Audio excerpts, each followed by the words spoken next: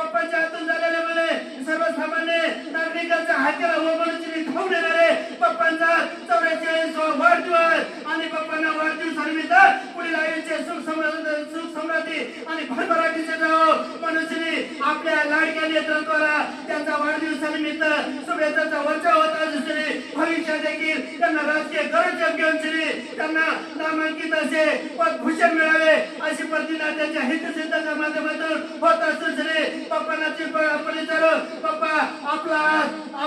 44वा वाढदिवस असल्यामुळे बीड जिल्ह्याच्या भूमीवर आणि वडोली तालुक्याच्या धर्तीवर आपल्या हितचिंतकांच्या माध्यमातून शुभेच्छांचा वर्षा होत असल्यामुळे आपण वाढदिवसानिमित्त काय सांगू इच्छिता?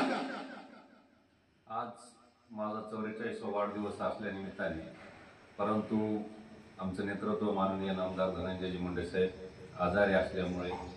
आणि संकटात असल्यामुळे यावर्षी वाढदिवस साजरा न करण्याचं मी निश्चित केलं असून या वाढदिवसाच्या निमित्तानं फेसबुक, व्हॉट्सअप, इंस्टाग्राम, सोशल मीडियाच्या माध्यमातून मला अनेकांनी भरभरून शुभेच्छा आणि अनेक आशीर्वाद दिले. त्याबद्दल सर्वांचे आभार मानून असंच माझ्यावर कायम प्रेम राहावं हीच या ठिकाणी सदिच्छा व्यक्त करतो.